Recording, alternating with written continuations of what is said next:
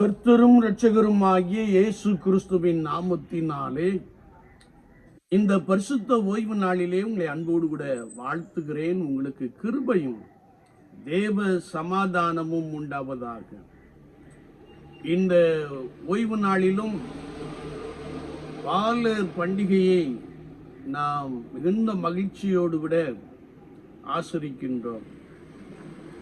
சிறு பிள்ளைகளை கற்றலிலே நடத்துகின்ற ஞாயிறு பாடசாலை ஆசிரியர்களுக்காக, பொறுப்பாளர்களுக்காக நாம் அதிகமாய் ஆண்டவரை ஸ்தோத்திரிக்கிறேன்.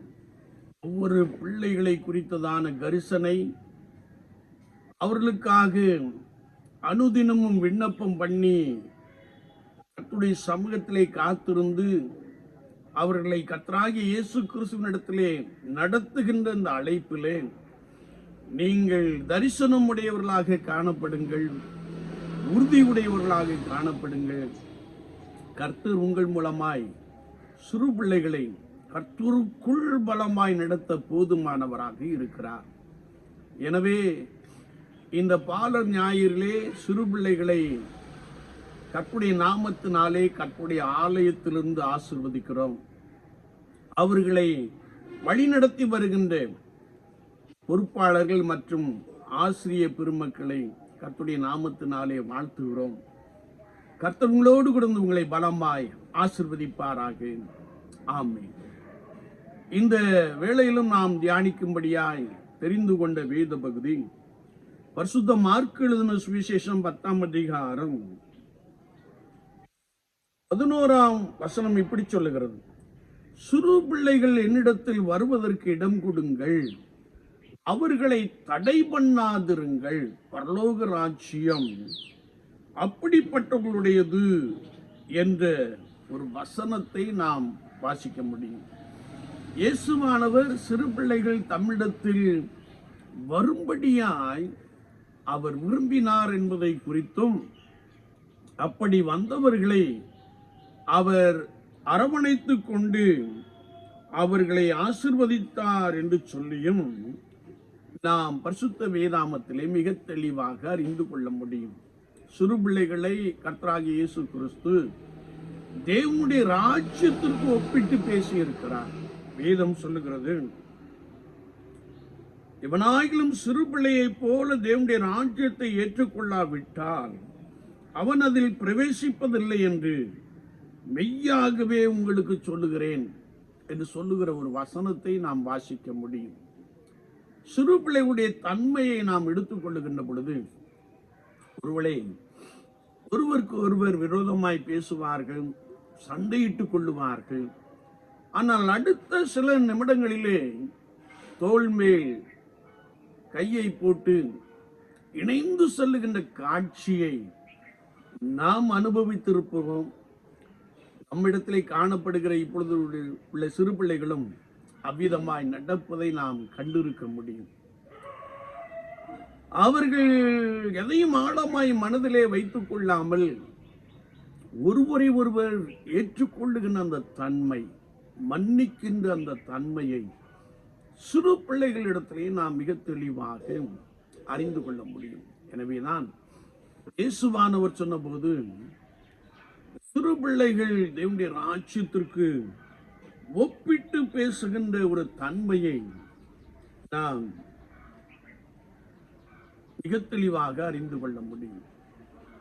இவனாயிலும் சிறு பிள்ளையை போல தேவனுடைய ராஜ்யத்தை ஏற்றுக்கொள்ளாவிட்டால் என்று அவர் சொல்லுகிறார். அப்படி என்றால் நம்முடைய கரத்திலே கொடுக்கப்பட்டிருக்கிற சிறு பிள்ளைகளை கர்த்தரை நடத்துகின்ற அனுபவத்திலே நாம் மிகுந்த அக்கறை உடையவர்களாக காணப்பட வேண்டும். சிறு பிள்ளைகளுக்கு ஆண்டவர் முக்கியத்துவம் கொடுக்கிறார் என்பதை உணர்ந்து கொள்ள வேண்டும். சிறு பிள்ளைகள் விலையேறப்பெற்றவர்கள் என்பதை நாம் தெளிவாய் அறிந்து கொண்டு அவர்களை கர்த்தராகிய இயேசு மண்டை நடத்துவதிலே மிகுந்த ஜெபத்தோடு மிகுந்த ஆயத்தத்தோடு நாம் காணப்படுகின்ற பொழுது மெய்யாகவே பரலோகம் உங்களை குறித்து மிகுந்த சந்தோஷப்படும் என்பதிலே எந்தவித ஐயப்பாடும் இல்லை. எனவே நாம் இந்த சிறு பிள்ளைகளை கர்த்தர் அண்டை நடத்துகின்ற ஞாயிறு பாடசாலைக்காக அதிகமாய் ஆண்டவரை ஸ்தோத்திரிப்போம். அவர்களை வசனத்தின் மூலமாய் உருவாக்குகின்ற அந்த தன்மைக்காக நாம் இன்னும் அதிகமாய் ஆண்டவரை துதிப்போம். ஒவ்வொரு ஆலயத்திலும் ஞாயிறு பாடசாலை, பாலர் ஞாயிறு என்று சொல்லி அனுசரிக்கின்ற இந்த அனுபவத்திலே மெய்யாகவே ஒவ்வொருவரையும் கர்த்தராகிய இயேசு கிறிஸ்துவுக்கு நேராக நடத்துகின்ற அந்த தன்மையிலே நாம் பலமாய் காணப்படுவோம். உங்களை காண்கின்ற பொழுது இயேசுவானவர் மிகுந்த சந்தோஷப்படுவார். வேதாகமத்திலே நாம் சிறுபிள்ளைகளை குறித்து வாசிக்கின்ற பொழுது 1 சாமுவேலின் புஸ்தகம் 3ஆம் அதிகாரத்தை நாம் திருப்பிக் கொள்ளுகின்ற பொழுது அங்கே கர்த்தருடைய வசனத்தை நாம் வாசிக்க முடியும். கர்த்தரின் சத்தத்தை கேட்கும் சிறு பிள்ளைகள் என்று நாம் எடுத்துக்கொள்ள முடியும். அன்னாள் என்ற சகோதரி ஒருத்தனையோடு கூட கர்த்தருடைய சமூகத்திலே காணப்பட்டாள்.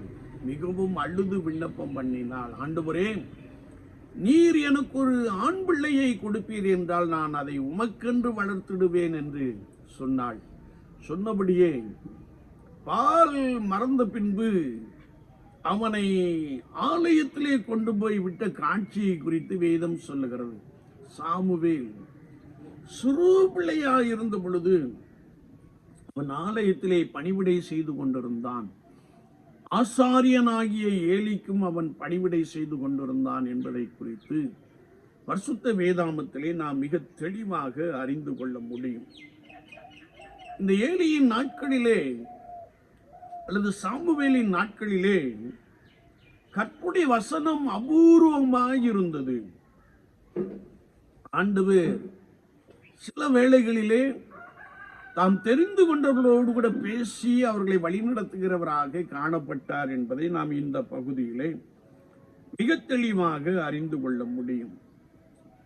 எனவே கர்த்தருடைய சமூகத்திலே வளர்ந்து வந்த, கர்த்தராகிய ஆண்டவருக்கு பணிவிடை செய்து வந்த இந்த சாமுவேலை ஆண்டவர் கூப்பிட்டார் என்று வேதம் சொல்லுகிறது.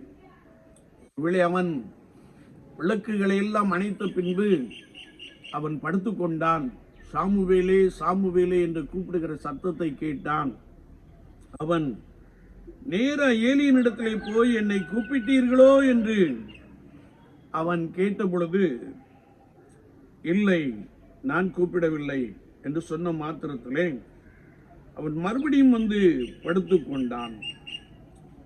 மறுபடியும் கர்த்தர் சாமுவேலை கூப்பிட்டார். அப்பொழுது சாமுவேல் எழுந்திருந்து ஏலியிடத்தில் போய் இதோ இருக்கிறேன் என்று சொல்லி ஆண்டவர் கூப்பிடுகிற சத்தத்தை அவன் அறியாமல் ஏலி கூப்பிட்டார் என்று சொல்லி அவரிடத்திலே சொல்லுகின்ற ஒரு காட்சியை நாம் மிக தெளிவாக அறிந்து கொள்ள முடியும். வேதம் சொல்லுகிறது, சாமுவேல் கர்த்தரை இன்னும் அறியாதிருந்தான். கர்த்தருடைய வார்த்தை அவனுக்கு இன்னும் வெளிப்படவில்லை. ஒருவேளை நாம் தொடர்ந்து ஆண்டவர் அவனை கூப்பிட்ட பொழுது ஏலி சொன்னார், இன்னும் உன்னை கூப்பிட்டான், கர்த்தாவே சொல்லும், அடியேன் கேட்கிறேன் என்று சொல் என்று சொன்னார். அப்படியே சாமுவேல் மறுபடியும் படித்துக் கொண்ட போது ஆண்டவர் சாமுவேலை கூப்பிட்டார். கர்த்தாவே சொல்லும், அடியேன் கேட்கிறேன் என்று சொல்லுகிற ஒரு வசனத்தை நாம் வாசிக்க முடியும்.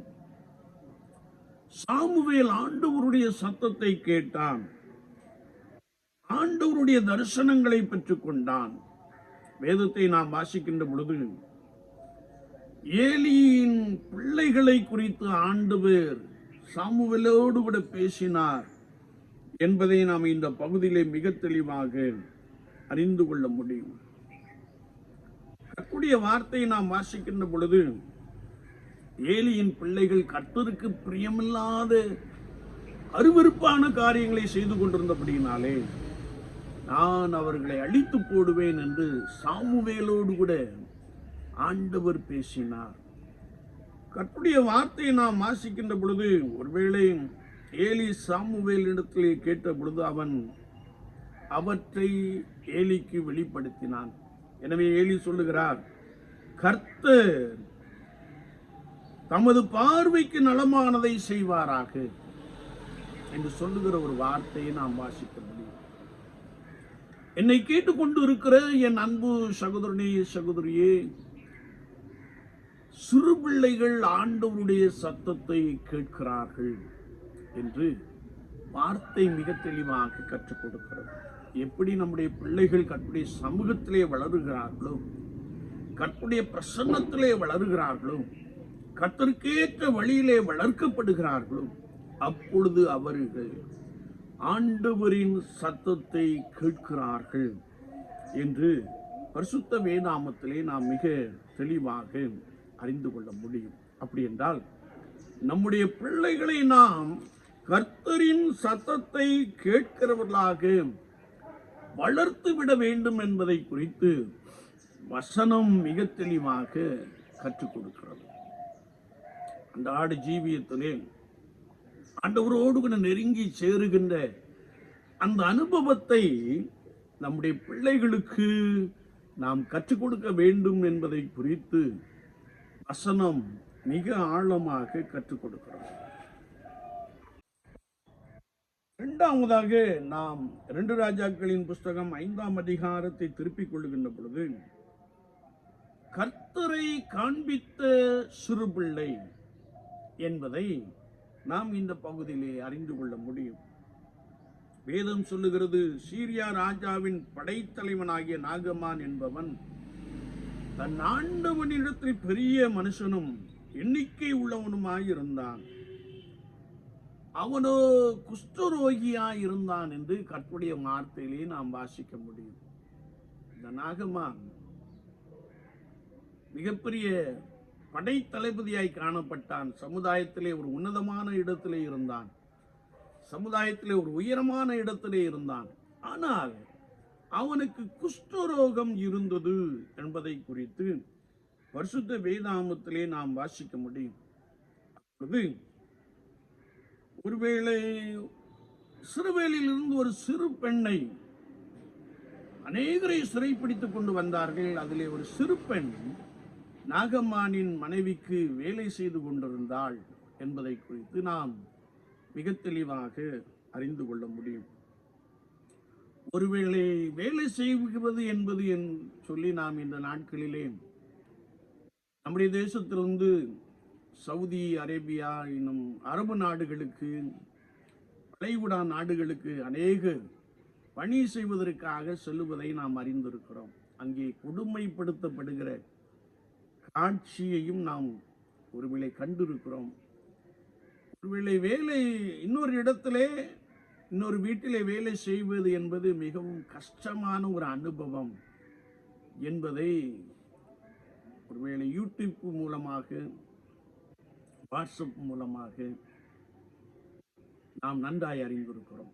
ஒருவேளை இந்த பிள்ளை சிறைபிடித்து கொண்டு போகப்பட்டவள் ஒருவேளை கடினமான பணியை செய்யும்படியாய் அவள் அமர்த்தப்பட்டு இருந்திருக்கலாம். ஆனாலும் அவள் தன் நாச்சியாரை பார்த்து, என் ஆண்டவன் சமாரியாவில் இருக்கிற தீர்க்கதரிசியினிடத்தில் போவாரானால் நலமாயிருக்கும், அவர் இவருடைய குஷ்டரோகத்தை நீக்கி விடுவார் என்று சொன்னாள். யாருக்கு சொன்னாள்? தன்னை சிறைப்பிடித்து வந்த நாகமான் சுகம் அடையும்படியாக. நம்முடைய பாசையில சொல்லணும் அப்படின்னா, தன்னுடைய எதிராளி சுகமடையும்படியாக அவர் சமாரியாவில் உள்ள தீர்க்கதரிசியினிடத்திலே சென்றால் சுகம் கிடைக்கும் என்று சொன்னார். இயேசு கிறிஸ்து சொன்னபோது, உங்களை சிநேகிக்கிறவர்களே நீங்கள் சிநேகித்தால் அதனால் லாபம் என்ன? உங்கள் சத்துருக்களை சிநேகிங்கள் என்று சொன்னார். உங்களை பகைக்கிறவர்களுக்கு நன்மை செய்யுங்கள் என்று சொன்னார். இந்த சிறுபிள்ளை தன்னை அடிமை பெண்ணாக கொண்டு வந்த அந்த காரியங்கள் எல்லாவற்றையும் மறந்துவிட்டு, ஒருவேளை தனக்காக கொடுக்கப்பட்ட அந்த பணியிலே கடினமான பணியை செய்தாலும் தன்னை சிறைப்பிடித்து வந்த அல்லது தன்னுடைய எதிராளி நன்றாயிருக்க வேண்டும், அற்புதங்களை பெற்றுக்கொள்ள வேண்டும் என்று சொல்லி சமாரியாவில் இருக்கிற தீர்க்கதரிசியினிடத்திலே அனுப்பும்படி வேண்டிக் கொண்டார். வேதத்தை நாம் வாசிக்கின்ற பொழுது இவன் பரிவாரங்களோடு கூட நிருபங்களை வாங்கி கொண்டு செல்லுகிறான். இஸ்ரவேலின் ராஜாவினிடத்திலே நிருபத்தை கொடுத்த பொழுது அவன் தன்னுடைய வஸ்திரத்தை கிழித்துக் கொண்டான். கொல்லவும் உயிர்ப்பிக்கவும் நான் என்ன தேவனா என்று சொல்லி தன்னுடைய வஸ்திரத்தை கிழித்துக் கொண்ட அந்த நிகழ்வை எலிசாவுக்கு அறிவித்தார்கள். உடனே தீர்க்கதரிசி அவனை இங்கே அனுப்புங்கள் என்று சொன்ன மாத்திரத்திலே அவன் எலிசா தீர்க்கதரிசியின் இடத்திலே தன் குதிரைகளோடும் தன் ரதங்களோடும் வந்து எலிசாவின் வாசற்படியிலே நின்றான் என்பதை நாம் நன்றாய் அறிந்திருக்கிறோம். இந்த நாகமானுக்குள்ளே ஒரு எண்ணம் காணப்பட்டது. ஆண்டவர் தன்னுடைய நோயை தொட்டு சுகப்படுத்துவார், தீர்க்கதரிசி தன்னுடைய சரீரத்தை தடவி சுகப்படுத்துவார் என்று எண்ணி இருந்தான். இன்றைக்கும் விசுவாச வாழ்க்கையிலே அநேகரை நாம் பார்க்கின்ற பொழுது நம்முடைய சரீரத்தை தொட்டு ஜெபிக்க மாட்டார்களா, அல்லது தன்னுடைய தலையை தொட்டு ஜெபிக்க மாட்டார்களா என்று எண்ணுகிற அநேகரை பார்க்கிறோம். ஆனால் வேதத்தை நாம் வாசிக்கின்ற பொழுது கர்த்தருடைய வார்த்தை சொல்லுகிறது, எலிசா அவனை பார்க்கவே இல்லை. அவனிடத்தில் ஆள் அனுப்பி, நீ போய் யோர்தானிலே 7 தரம் ஸ்நானம் பண்ணும், அப்பொழுது உன் மாம்சம் மாறி நீ சுத்தமாவாய் என்று சொல்ல சொன்னான். வேதம் சொல்லுகிறது, நாகமானுக்கு கடும் கோபம் வந்து விட்டது. அவன் பெருமையாக பேசுகிறான். என்னுடைய தேசத்திலே ஓடுகிற ஆப்னாவும் பர்பாரும் நல்லதல்லோ என்று சொல்லி தன்னுடைய தேசத்தின் பெருமையை குறித்து பேசுகிறான். ஆனால் வேதத்தை நாம் தொடர்ந்து வாசிக்கின்ற பொழுது அவனோடு கூட வந்த ஊழியர்கள், ராஜா பெரிய காரியம் ஒன்றும் சொல்லவில்லையே, ஸ்நானம் பண்ணும் அப்பொழுது சுத்தமாவீர், சுகம் கிடைக்கும் என்று தானே சொன்னார் என்று சொன்ன மாத்திரத்திலே அவன் இறங்கி தேவனுடைய மனுஷனின் வார்த்தையின்படியே யோர்தானில் 7 தரம் மூழ்கினான். அவன் மாம்சம் ஒரு சிறுபிள்ளையின் மாம்சத்தை போல மாறி அவன் சுத்தமானான். இந்த சிறுபிள்ளை எலிசா என்னும் தீர்க்கதரிசியின் இடத்திலே அனுப்பின பொழுது தீர்க்கதரிசியின் வார்த்தைக்கு கீழ்ப்படிந்து, தன்னுடைய ஊழியர்களின் வார்த்தைக்கு கீழ்ப்படிந்து மூழ்கின பொழுது அவன் அற்புதத்தை பெற்றுக் கொண்டான். அது மாத்திரமல்ல, இதோ இஸ்ரவேலில் இருக்கிற தேவனை தவிர பூமி எங்கும் வேறு தேவன் இல்லை என்பதை அறிந்திருக்கிறேன் என்று அறிக்கையிட்டான். என்னை கேட்டுக்கொண்டிருக்கிற என் அன்பு சகோதரனே, சகோதரியே, சிறு பிள்ளை தன்னை சிறைப்பிடித்து கொண்டு போன தன்னுடைய எதிராளிக்கு உதவி செய்தாள். அவள் தன்னுடைய எதிராளி சுகமடைய வேண்டும் என்று சொல்லி தீர்க்கதரிசியின் இடத்திலே செல்லுமாறு வேண்டிக் கொண்டாள். அப்படியே அவன் சென்று மிகப்பெரிய அற்புதத்தை பெற்றுக்கொண்டான் என்பதை நாம் பரிசுத்த வேதாமத்திலே மிக தெளிவாக அறிந்து கொள்ள முடியும். சிறு பிள்ளைகள் ஒருவேளை தனக்கு எதிராய் செயல்படுகிறவர்களுக்கும் உதவி செய்கிறவர்கள் என்பதை குறித்து வசனம் மிக தெளிவாக கற்றுக் கொடுக்கிறது. நாம் மூன்றாவதாக அப்போஸ்தலனாகிய பரிசுத்த பவுல் எபேசியர்கள் நிருபம் 6ஆம் அதிகாரம் 1ஆம் வசனம் முதல் சில வசனங்களை நாம் வாசிக்கின்ற பொழுது, பிள்ளைகளே உங்கள் பெற்றாருக்கு கர்த்தருக்குள் கீழ்ப்படியுங்கள், இது நியாயம் என்று எழுதப்பட்டு இருக்கிறது. பிள்ளைகள் பெற்றோருக்கு கீழ்ப்படிதல் அவசியம் என்பதை குறித்து வசனம் மிக ஆழமாக கற்றுக் கொடுக்கும். ஏனென்றால் உனக்கு நன்மை உண்டாயிருப்பதற்கும் பூமியிலே உன் வாழ்நாள் நீடித்திருப்பதற்கும் உன் தகப்பனையும் உன் தாயையும் கனம் பண்ணுவாயாக என்பதே வாக்குத்தத்தம் உள்ள முதலாம் கற்பனையாக இருக்கிறது என்பதை நாம் அறிந்திருக்கிறோம். அப்படி என்றால் பிள்ளைகள் தங்கள் பெற்றோருக்கு கீழ்ப்படிய வேண்டும். பிள்ளைகளுடைய எதிர்கால வாழ்க்கை ஆசீர்வாதமாக இருக்க வேண்டும் என்றால் பெற்றோருக்கு கீழ்ப்படுகின்ற பிள்ளைகளாக காணப்பட வேண்டும் என்பதை குறித்து வசனம் மிக தெளிவாக கற்றுக் கொடுக்கிறது. பிதாக்களே, நீங்களும் உங்கள் பிள்ளைகளை கோபப்படுத்தாமல் கர்த்தருக்கேற்ற சிற்றையிலும் போதனையிலும் அவர்களை வளர்ப்பீர்களாக. சிறு பிராயத்திலே பிள்ளைகளை கர்த்தருக்குள் வளர்க்கின்ற பொழுது, சிறு பிராயத்திலே பிள்ளைகளை சிட்சித்து வளர்க்கின்ற பொழுது, முதிர் வயதிலும் அவர்கள் அதை கைவிட மாட்டார்கள் என்பதை குறித்து வார்த்தை இன்னும் அதிகமாக கற்றுக் கொடுக்கிறது. வேதத்தை நாம் இன்னும் வாசிக்கின்ற பொழுது, சிறு பிராயத்திலே யாரெல்லாம் கர்த்தருடைய நாமத்திற்கு பயந்திருக்கிறார்களோ, கர்த்தருக்கு பயப்படுதலே ஞானத்தின் ஆரம்பம் என்ற வசனத்தின்படியே கர்த்தராகிய இயேசு கிறிஸ்துவுக்கு பயந்து வாழுகின்ற பொழுது ஞானத்தினாலும் கிருபையினாலும் இரக்கங்களினாலும் முடிசூட்டுகிறார். எதிர்கால வாழ்க்கை மிகுந்த ஆசீர்வாதம் உடையதாக இருப்பதை குறித்து நாம் பரிசுத்த வேதாகமத்திலே மிக ஆழமாக அறிந்து கொள்ள முடியும். இவளை நாம் இன்னும் கர்த்தருடைய வசனத்தை திருப்பிக் கொள்ளுகின்ற பொழுது, பரிசுத்த யோவான் எழுதின சுவிசேஷம் 6ஆம் அதிகாரத்தை நாம் வாசிக்கின்ற பொழுது அங்கே கர்த்தருடைய வார்த்தை சொல்லுகிறது. 9ஆம் வசனத்திலே, இங்கே ஒரு பையன் இருக்கிறான், அவன் கையில் 5 வாற்கோதுமை அப்பங்களும் 2 மீன்களும் உண்டு என்று சொல்லுகிற ஒரு வார்த்தையை நாம் இங்கே வாசிக்கிறோம். 4ஆவதாக, சிறு பிள்ளைகள்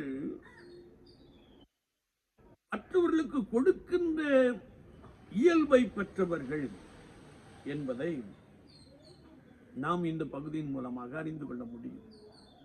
பொதுவாக நாம் நம்முடைய பிள்ளைகளுக்கு ஒரு நல்ல உணவை கொடுக்கிறோமே என்றால், நல்ல ஒரு உணவை கொடுத்து பாடசாலைக்கு அனுப்புகிறோமே என்றால், நாம் என்ன சொல்லி அனுப்புகிறோம் என்றால், யாருக்கும் கொடுத்து விடாது, நீ தனிமையா இருந்து சாப்பிட்டு விடு என்று சொல்லி அனுப்புகிற அநேக பெற்றோரை நாம் பார்க்க முடியும்.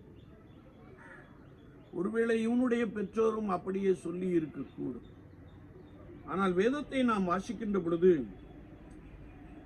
இயேசு கிறிஸ்துவிடத்திலே அநேக கடந்து வந்தார்கள், அற்புதங்களை பெரும்படியாய் கடந்து வந்தார்கள். இயேசு கிறிஸ்து அவர்களுக்கு போதித்துக் கொண்டே இருந்தார். அது வனாந்தரமான ஒரு இடமாக காணப்பட்டது. அங்கே கடையோ அல்லது மற்ற காரியங்களோ இல்லை, வனாந்தரம் என்று சொல்லப்பட்டுள்ளது. கர்த்தருடைய வசனத்தை நாம் வாசிக்கின்ற பொழுது, அவர் திரளான ஜனங்களை தம்மிடத்தில் வருவதை கண்டு மனதுருகினார். வேதத்தை நாம் வாசிக்கிறோம். ஆண்டவர் தம்முடைய ராஜ்யத்தை குறித்து அவர்களோடு கூட போதித்த பின்பு இத்தனை திரளான ஜனங்கள் காணப்படுகிறார்கள், இவர்கள் சாப்பிடத்தக்கதாக அப்பங்களை எங்கே கொள்ளலாம் என்று கேட்டார்கள். ஆண்டவர் சொன்னார், நீங்களே அவர்களுக்கு உணவு அளியுங்கள் என்று சொன்னார். இவ்வளவு பேருக்கு எப்படி கொடுக்க முடியும்? ஒருவேளை நாம் வேதத்தை வாசிக்கின்ற பொழுது ஒரு கால்குலேஷன் போட ஆரம்பித்தார்கள். 200 பணம் அப்பங்களும் இவர்களுக்கு போதாதே என்று சொல்லி. அநேகருடைய வாழ்க்கையிலே நன்மை செய்ய வேண்டுமே என்றால் நாம் கணக்கு பார்க்கிறோம். குறிப்பாக ஒருவேளை தசம பாகம் கர்த்தருக்குரியது என்று சொன்னால் அதை கர்த்தருடைய ஆலயத்திற்கு கொண்டு வருவதில்லை. அதை பீத்து பீத்து கொடுக்கிற ஒரு அனுபவத்தை பார்க்கிறோம், இங்கே அங்கே என்று சொல்லி. நமக்கென்று போதகர்களை ஏற்படுத்தி கொண்டு செயல்படுகிற ஒரு அனுபவத்தை நாம் பார்க்கிறோம். ஆனால் சிறு பிள்ளைகள் அப்படி அல்ல. தன்னிடத்தில் உள்ளதை கொடுக்கின்ற சிறு பிள்ளைகள் என்பதை குறித்து வேதம் நமக்கு தெளிவாய் கற்றுக் கொடுக்கிறது. எனவே அந்திரேயா என்ற சீஷன் அந்த பையனிடத்தில் உள்ள 5 அப்பங்களை 2 மீன்களையும் வாங்கி கொண்டு ஆண்டவராகிய இயேசு கிறிஸ்துவினுடைய கரத்திலே கொடுத்தான். அவனுக்கு ஒரு நம்பிக்கை இருந்தது, இதை கொடுத்தால் கர்த்தர் ஆசீர்வதிப்பார் என்று சொல்லி. வேதத்திலே நாம் வாசிக்கிறோம், ஆண்டவர் ஜனங்களை உட்கார வையுங்கள் என்று சொன்னார். உட்கார வைக்கின்ற பொழுது வரிசை வரிசையாக அவர்கள் உட்கார்ந்திருந்தார்கள். புருஷர்கள் மாத்திரம் 5000 பேர் என்று எழுதப்பட்டு இருக்கிறது. இயேசு அந்த அப்பங்களை மீன்களையும் கையில் எடுத்து அவர் ஜெபம் பண்ணினார். சீஷர்களுக்கு கொடுத்தார். சீஷர்கள் பந்தி இருந்தவர்களுக்கு கொடுத்தார்கள். அப்படியே மீன்களையும் அவர் எடுத்து அவர்களுக்கு வேண்டிய மட்டும் கொடுத்தார். அவர்கள் திருப்தி அடைந்து மீதியான துணிக்கைகளை எடுத்துக்கொண்டார்கள் என்று வசனம் மிக தெளிவாக கற்றுக் கொடுக்கிறது. என்னை கேட்டுக்கொண்டிருக்கிற என் அன்பு சகோதரனே, சகோதரியே, சிறு பிள்ளைகள் கொடுக்கும் வழக்கம் உடையவர்கள். சிறு பிள்ளைகள் பகிர்ந்து கொடுக்கின்ற ஒரு தன்மை உடையவர்கள். எனவேதான் ஆண்டவர் சொன்னார், நீங்கள் சிறு பிள்ளைகளைப் போல் ஆகாவிட்டால் என்று சொன்னார். சுவாச வாழ்க்கையிலே சிறு பிள்ளைகளிடத்திலே இருந்து நாம் கற்றுக்கொள்ள வேண்டிய காரியங்கள் அநேகமாக இருக்கிறது. ஒரு விஷயம், என்னோடு கூட பயின்று கொண்டிருந்த ஒரு குறிப்பிட்ட தம்பி இன்றைக்கு நன்றாய் அரசு துறையிலே பணி செய்து கொண்டிருக்கிறார். அவர் ஒரு குறிப்பிட்ட மாணவர் விடுதியிலிருந்து KNH மாணவர் விடுதியிலிருந்து படித்துக் கொண்டிருந்தார். ஒருவேளை அவர் வார்டனுக்கு தெரியாம வெளியே போய்விட்டார். அவரை ஒரு 3 நாட்கள் சஸ்பெண்ட் பண்ணி வைத்திருந்தார்கள். அந்த சமயத்திலே ஒருவேளை மதிய உணவாக நான் கொண்டு போயிருந்த அந்த உணவை நாங்கள் இருவரும் பகிர்ந்து சாப்பிட்டு கொண்டோம். அடுத்த நாளிலே என்னுடைய தாயானவிடத்தில் சொன்னேன், இப்படி ஒரு தம்பி, இப்படி ஒரு பையன் அவருடைய மாணவர் விடுதியிலிருந்து வெளியே அனுப்பி விட்டார்கள். அவன் பாடசாலையிலே படுத்துக் கொள்ளுகிறான், அங்கே குடித்துக் கொள்ளுகிறான், சாப்பிடுவதற்கு ஒன்றுமில்லை என்று சொன்ன மாத்திரத்திலே அம்மா இன்னொரு டிஃபன் பாக்ஸில் அவனுக்கென்று உணவை கொடுத்தார்கள். இரவிலே சாப்பிடுவதற்கும் அவனுக்கென்று இன்னொரு உணவை செய்து கொடுத்தார். அவனுக்கு ஒரு பெரிய சந்தோஷம். நன்றாய் பாடுவான், நன்றாய் பாடுவான். நன்றாய் பாடுகிற அந்த தாளந்தின் மூலமாகவே அரசு துறையிலே பணியாற்றக்கூடிய ஒரு பெரிய பணியை அவன் பெற்றுக்கொண்டு, ஒருவேளை சமீபத்திலே அவன் ரிட்டையர்ட் ஆகியிருக்கலாம். அவ்வளவு ஒரு பெரிய கிருபையை பெற்ற மனிதன், சிறு பிராயத்தில். மாத்திரமல்ல, ஒரு விசை கைத்தொழில் ஆசிரியர் பாடசாலையில் உள்ள பெஞ்சுகளை அவர் செப்பனிட்டுக் கொண்டிருந்தார். அப்பொழுது அவர் வேலைக்கு சேர்ந்திருக்கிறார். அப்பொழுதுதான் சேர்ந்திருக்கிறார். சம்பளம் வரவில்லை. நான் தலைமை ஆசிரியருடைய பையனாய் காணப்பட்டபடினாலே அவர் என்னிடத்தில் சொன்னார், உங்க அப்பா இந்த வேலையெல்லாம் செய்ய சொல்லியிருக்கிறாங்க, மதிய சாப்பிடணும், சாப்பாடு கொண்டு வரவில்லை என்று சொன்னார். நான் உடனே என்னுடைய தாயினிடத்திலே போய், இப்படி ஒரு ஆசிரியர் இப்பொழுதுதான் வேலைக்கு சேர்ந்திருக்கிறார், சம்பளம் வரவில்லை, சாப்பிட வேண்டும் என்று சொல்லுகிறார் என்று சொன்ன மாத்திரத்திலே நல்ல ஒரு மதிய உணவை அவருக்கு கொடுக்கும்படியாய் ஆண்டவர் உதவி செய்தார். சிறு பிராயம் பாருங்க, ரொம்ப முக்கியமான ஒரு பருவம். எதையுமே மனதில் வைத்துக் கொள்ளாமல் எதிராளிகளுக்கு நன்மை செய்கின்ற ஒரு பருவம், தன்னிடத்தில் உள்ளதை கொடுத்து விடுகின்ற ஒரு பருவம். இந்த சிறுபையன் அப்படி கொடுத்தான். ஆண்டவர் அதை ஆசீர்வதித்தார். புருஷர்கள் மாத்திரம் 5000 பேர் சாப்பிட்டார்கள். அப்படி என்றால் பெண் ஜாதி பிள்ளைகள் என்று சொல்லி கிட்டத்தட்ட சில லட்சம் பேர் அங்கே அந்த உணவை சாப்பிட்டு இருக்கக்கூடும் என்பதை குறித்து வார்த்தை நமக்கு மிக தெளிவாக கற்றுக் கொடுக்கிறோம். என்னை கேட்டுக்கொண்டு இருக்கிற என் அன்பு சகோதரனே, சகோதரியே, விசுவாச வாழ்க்கையிலே சிறு பிள்ளையை போல நம்முடைய வாழ்க்கையின் அனுபவம் காணப்பட்டு இருக்கிறதா? அல்லது நான் பகையை மனதிலே வைத்துக் கொண்டு கர்த்தரை ஆராதித்துக் கொண்டிருக்கிறேனா? கசப்பென்னும் வேர் நமக்குள்ளே ஆழமாய் காணப்படுகிறதா? சற்று நம்மை நாமே ஆராய்ந்து பார்க்க வேண்டும். சிறு பிள்ளைகள் மூலமாக ஆண்டவர் பெற்றோருக்கு அநேக காரியங்களை கற்றுக் கொடுக்கிறார். நீங்கள் சிறு பிள்ளைகளை போல மாற வேண்டும் என்று சொல்கிறார். சிறு பிள்ளைகள் கர்த்தரின் சத்தத்தை கேட்கிறவர்கள், சிறு பிள்ளைகள் எதிராளிக்கு நன்மை செய்கிறவர்கள், எதிராளி அற்புதத்தை பெற்றுக் கொள்ளும்படியாய் அவர்களுக்கு நன்மை செய்கிறவர்கள். சிறு பிள்ளைகள் பெற்றோருக்கு கீழ்ப்படுகின்ற பொழுது ஞானத்தினாலே நிரப்பப்பட்டு இருக்கிறவர்கள். சிறு பிள்ளைகள் தன்னிடத்தில் உள்ளதை அப்படியே கொடுத்து விடுகின்ற அனுபவம் உடையவர்கள். கண்மான தெய்வ ஜனமே, விசுவாச வாழ்க்கையிலே நம்மிடத்திலே இப்படிப்பட்ட கிருபை, இப்படிப்பட்ட குணாதிசயங்கள் காணப்படுகிறதா? சற்று நம்மை நாமே ஆராய்ந்து பார்ப்போம். வேதம் தெளிவாய் கற்றுக் கொடுக்கிறது. நீங்கள் சிறு பிள்ளைகளை போல மாறாவிட்டால், சிறு பிள்ளைகளை போல ஆகாவிட்டால் தேவனுடைய ராஜ்யத்தில் பிரவேசிப்பதில்லை என்பதை குறித்து வசனம் மிக தெளிவாக கற்றுக் கொடுக்கிறது. சிறு பிள்ளை பிளவை மாறிவிடுவோம். எனவே கர்த்தருடைய வார்த்தை நமக்கு கற்றுக் கொடுக்கிற ஒரு பெரிய அனுபவம் என்னவென்றால், நாமும் சிறு பிள்ளைகளை போல மாறிவிட வேண்டும். சிறு பிள்ளைகளை போல நாம் குணாதிசயங்களிலே சிறந்து விளங்க வேண்டும். சிறு பிள்ளைகளை போல மன்னிக்கிற சுபாவத்தை நாம் பெற்றுக்கொள்ள வேண்டும்.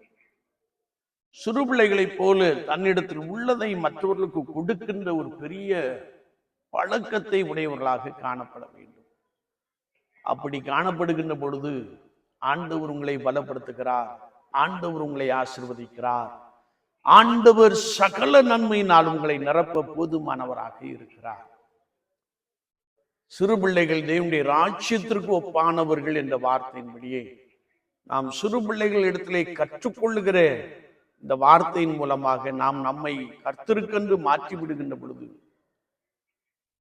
நாம் தேவனுடைய ராஜ்யத்திற்குள்ளே பிரவேசிப்போம் என்பதை குறித்து வசனம் மிக ஆழமாக கற்றுக் கொடுக்கிறது. எனவே சிறு பிள்ளைகளை நாம் கர்த்தருடைய பலமாய் நடத்துவோம். அவருடைய வாழ்க்கையிலே கற்றுக்கொண்ட பாடத்தை நாம் அபியாசப்படுத்துவோம். நானும் என் வீட்டாருமோ என்றால் கர்த்தரையே சேவிப்போம் என்ற வசனத்தின்படியே குடும்பமாய் நாம் கர்த்தருக்கென்று பலமாய் வாழுவோம். கர்த்தர் உங்களோடு கூட உங்களை பலமாய் ஆசீர்வதிப்பாராக. ஆமென். நாம் ஜெபிப்போம். நேசிக்கிற நல்ல ஆண்டவரே, இந்த பாலர் ஞாயிற்காக நாங்கள் நன்றியோடு துதிக்கிறோம், ஸ்தோத்தரிக்கிறோம். சாமுவேல் என்னும் பிள்ளையாண்டான் உடைய சத்தத்தை கேட்டான் என்ற வசனத்திற்காய் ஸ்தோத்திரம். சிறுபெண் தன் எதிராளிக்கு நன்மை செய்தாள் என்ற வார்த்தைக்காய் ஸ்தோத்திரம். பெற்றோருக்கு கீழ்ப்படிந்து வாழ வேண்டும், கர்த்தருக்கு பயப்பட வேண்டும். கர்த்தருக்கு பயப்படுதலே ஞானத்தின் ஆரம்பம் என்ற வசனத்திற்காய் ஸ்தோத்திரம். தன்னிடத்தில் உள்ளதை அப்படியே கொடுத்து விடுகின்ற ஒரு சிறு பிள்ளையினுடைய தன்மை அது எல்லாருக்குள்ளும் காணப்பட வேண்டும் என்ற வசனத்திற்காய் ஸ்தோத்திரம். வார்த்தைகளை கேட்ட நம்முடைய ஜனங்களுக்காய் ஸ்தோத்திரம். வாழ்க்கையின் அனுபவத்திலே சிறு பிள்ளைகளை போல உமக்காக செயல்படுகிறவர்களாக காணப்பட தேவ ஆவியானவர் அனுக்கிரகம் செய்வீராக. யாரெல்லாம் தங்களை அப்படி உமக்கென்று அர்ப்பணித்துக் கொள்ளுகிறார்களோ அவருடைய வாழ்க்கையிலே உள்ள குறைவுகள் இயேசுவின் நாமத்தினாலே நீங்கி போகட்டும். ஆண்டவர் ஒரு நிறைவை உண்டு பண்ணுவீராக. யாரெல்லாம் வார்த்தைக்கு கீழ்ப்படுகிறார்களோ வெறுமை இயேசுவின் நாமத்தினாலே நீங்கி போகட்டும்.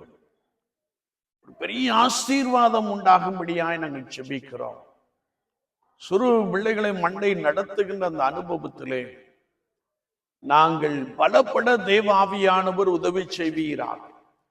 சிறு பிள்ளைகளை மண்டை நடத்துகிற பாலர் ஞாயிறு பாடசாலை ஆசிரியர்களுக்காக ஸ்தோத்திரம், ஆசிரியர்களுக்காக ஸ்தோத்திரம், பொறுப்பாளர்களுக்காக ஸ்தோத்திரம்.